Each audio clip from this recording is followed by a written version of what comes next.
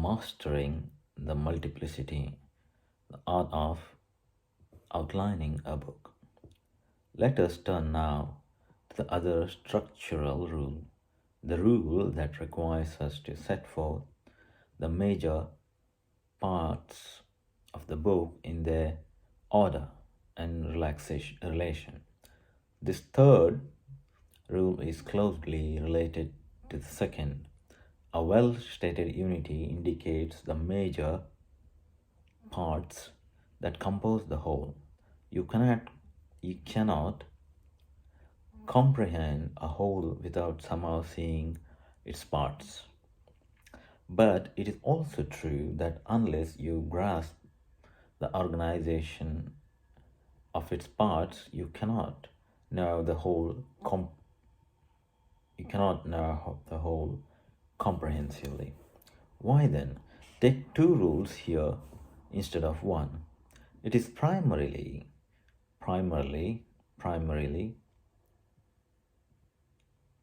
a matter of convenience. It is easier to grasp a complex and unified structure in two steps than in one.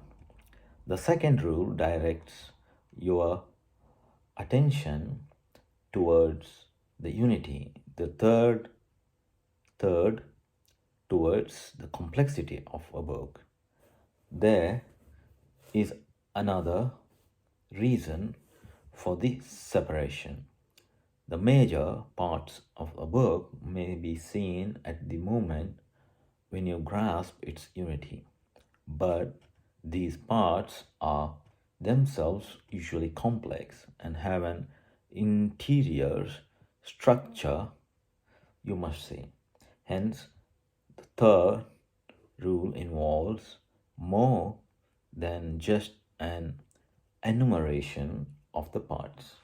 It means outlining them, that is, treating the parts as if they were subordinate wholes, each with a unity and complexity of its own.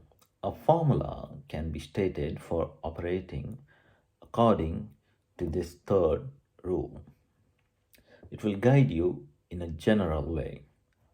According to the second rule, we had to say the whole book is about so and so and so and such and such.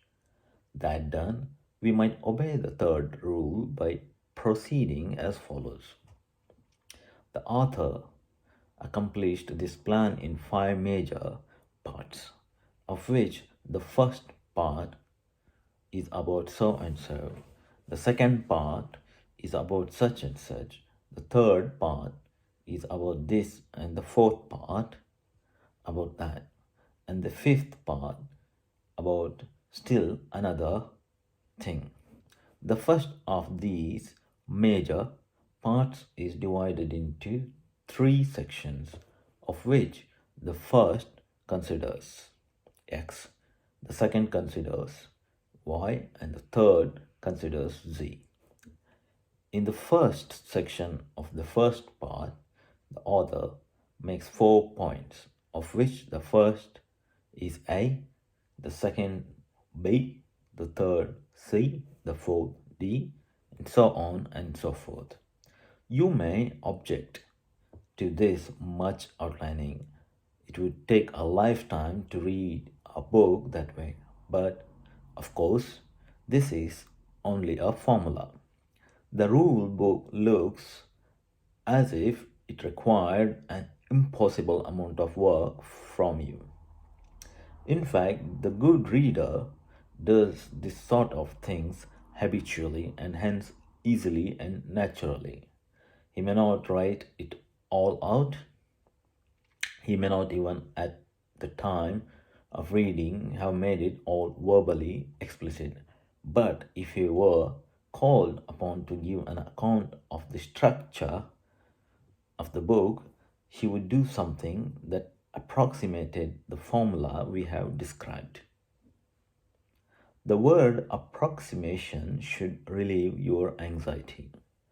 A good rule always describes the ideal performance, but a person can be skilled in an art without being the ideal artist. He can be good if practitioner if he merely, merely, merely, merely, merely approximates the rule. We have stated the rule here for the ideal case. You should be satisfied if you make a very rough approximation to what is required. Even when we become more skilled, you will not want to read every book with the same degree of effort. You will not find it profitable to expend all your skills on some books.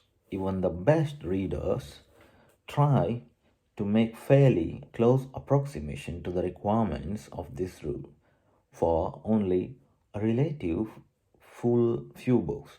For the most part, they are satisfied with the rough notion of the book's structure.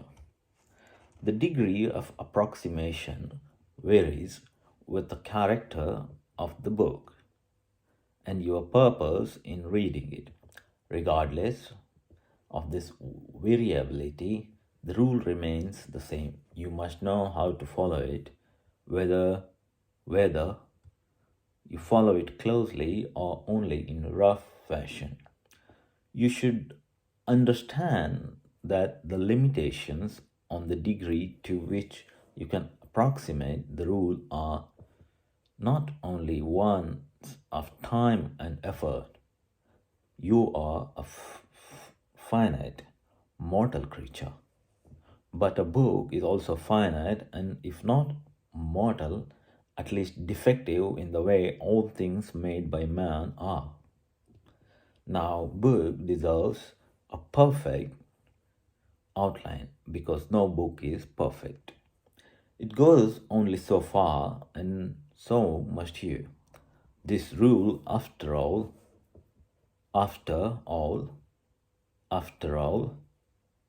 does not call for your putting things into the book that the author did not put there.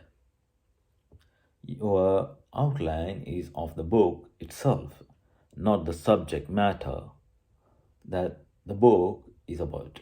Perhaps the outline of subject matter could be extended indefinitely, but not your outline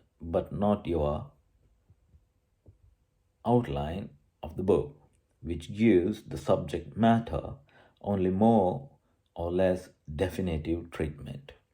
Hence, you should not feel that we are urging you merely to be lazy about following this rule. You could not follow it without the bitter end, even if you wanted to. The forbidding aspect of the formula for setting forth the order, the relation of the parts may be somewhat lessened by a few illustration of the rule in operation. Unfortunately, it is more difficult to illustrate this rule than other one about stating the unity. A unity, after all, can be stated in a sentence or two, at most a short paragraph. But in the case of a large and complex book, a careful and adequate outline of the parts and their parts down to the least structural unit that is comprehensible and worthwhile identifying would take a great many pages to write out. Theoretically, the outline could be longer than the original. Some of the great medieval commentaries on the works of Aristotle are longer than the works they comment on. They include, of course, more than an outline, for they undertake and interpret the author sentence by sentence. The same is true of certain modern commentaries, such as great ones on Kant's Critique of Pure Reason and Variorum edition of the Shakespeare play, which includes an exhaustive outline as well as other things in many times as long, perhaps 10 times as long as the original.